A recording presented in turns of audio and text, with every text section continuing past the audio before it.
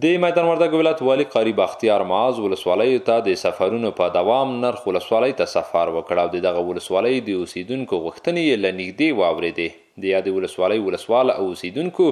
له والي وغوښتل چې د نورو پروژو د پلي کولو ترڅنګ د ولسوالۍ ودانۍ چې د تیرو جګړو له امله ورانه شوې ورغوي.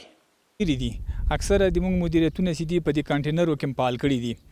او بل همدا ستونزه ده چې ډېرې ادارې په یو هغه کې وطاق کې کار کوي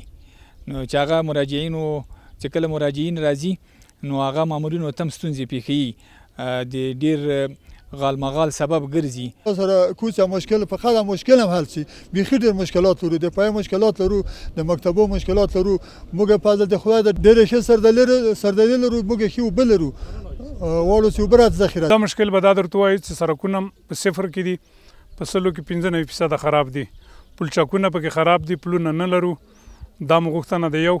دوهم غوښتنه د موږ اساسي دغه ده چې موږ ته د خپل اوبه مهار سي او بندونه راته جوړ کړل سي. په اول قدم کې د موږ غوښتنه له امارت اسلامي نه یا له نړیوالو نه له هر سازمان نه چې راځي او د ملک ته په رښتیا خدمت کوي په اخلاص کوي چې موږ ته بندونه جوړ کړي. دغه ولایت والي وویل ولسوالۍ ته د تګ موخه دا ده چې د خلکو ستونزې لا نږدې واوري او زیاته کړه چې د ولسوالۍ د ودانۍ ترڅنګ کوښښ کوي هغه پروژې چې نیمګړې دي ویرغوي. په ابتدا کې د دوی مشکلات دغه تاسو وینئ چې دا ولسوالۍ یعنی مکمله تخریب شوې ده ځکه دلته ډېر جنګونه شوي د اشغال په وخت کې د جهادي بهیر کې نو دا نږدې نه موږ ولیدله دا ټوله ختمه شوې ده. نو د دې په هکله باندې د موږ وزارت داخلي څخه هم دا امید ده او پیشنهادونه مو کړي دي.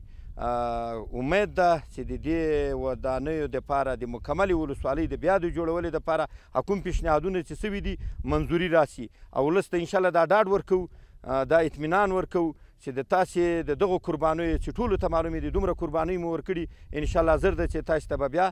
رغونه او د دغو ولسوالیو آبادي او ترمیم ترسره شي. د ویلو ده چې د میدان وردګ ولایت والي قاری بختیار معاذ د خلکو ستونزو ته د رسیدو په موخه 2 اونۍ وړاندې د دغه ولایت لومړی حسابي سود ولسوالۍ ته سفر کړی و.